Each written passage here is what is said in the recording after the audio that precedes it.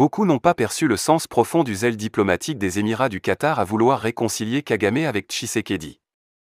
Ce rôle d'entre-gens n'est pas sans intérêt. Il y a quelques années en effet le Qatar a financé de 60% des capitaux dans le lancement de la compagnie aérienne Rwandair qui se veut en fait une filiale de Qatar Airways. Et il ne s'est pas arrêté là. Il a également décidé de financer la construction d'une usine de raffinage d'or à Kigali, quitte à se faire rembourser en nature via l'or pillé sur le territoire congolais.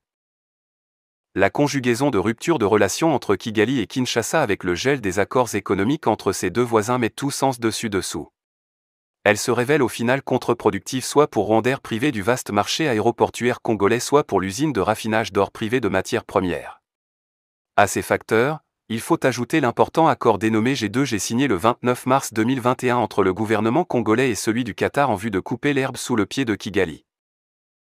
Cet accord consiste justement en l'intégration de la compagnie Qatar Airways dans un projet de partenariat Qatar-RDC portant sur l'accompagnement de l'État congolais à travers le partenariat avec la Régie des voies aériennes, RVA, pour la modernisation, la construction et le financement de 3 aéroports phares que sont celui de Njili à Kinshasa, Luano à Lubumbashi et Ndolo, Kinshasa, pour l'aviation d'affaires. Pour ceux qui ne l'ont pas encore compris, le Rwanda et la RDC sont entrés dans une guerre économique qui ne dit pas son nom mais dont les répercussions iront jusqu'à secouer les intérêts de tous les partenaires internationaux à qui le Rwanda a promis monts et merveilles à propos des minerais appartenant à un pays tiers. Entre le Qatar, le Rwanda et la République démocratique du Congo se dessine donc un triangle de Bermude, une zone à haute tension diplomatique et militaire où risque de disparaître des économies dites faussement émergentes. Une zone de tous les risques dont l'avenir pourra nous réserver 2 scénarios d'issue. Le premier serait que la République démocratique du Congo soit en train de gagner la guerre contre le Rwanda non pas par la force des canons mais par une campagne agressive de sensibilisation de l'opinion publique et par l'asphyxie économique des canaux illicites et illégaux d'enrichissement rwandais.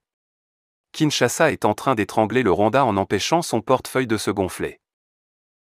Si la République démocratique du Congo réussit à rester ferme sur ses positions de refus de dialogue avec le Rwanda tant que ce dernier maintiendra ses forces militaires sur le territoire congolais et que surtout il réussit à convaincre les partenaires internationaux de la non-nécessité de passer par Kigali pour commercer les matières premières du Congo, alors l'on serait à un pas d'une nouvelle ère politique et sécuritaire dans la région des Grands Lacs. Le second scénario est celui d'une guerre annoncée. Dans quel sens ?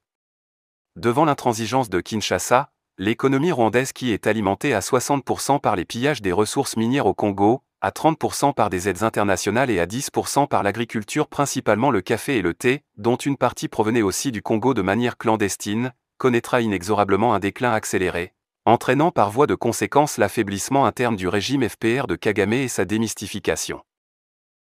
Devant l'échec tout récent de la rencontre de Doha, Kagame n'aura plus d'autre choix que de relancer la guerre pour sa propre survie politique et pour la santé économique de son pays qui a pris la triste habitude de fonctionner, 2 décennies durant, sur la rente d'une économie de guerre et de pillage. C'est donc au prisme de ce scénario qu'il faut interpréter les événements produits ce mardi 24 janvier à Goma où un avion Sukhoi de la République démocratique du Congo a été ciblé par 2 obus tirés à partir du Rwanda. Une bombe est tombée sur le lac, une autre serait tombée près des habitations à Goma. C'est donc important que les Congolais sachent où nous amènent les soubresauts de derniers événements politiques dans la sous-région et se préparent en conséquence à défendre la patrie et sa souveraineté. La sagesse romaine s'impose ici avec force, si vi pacem, para bellum, si tu veux la paix, prépare la guerre.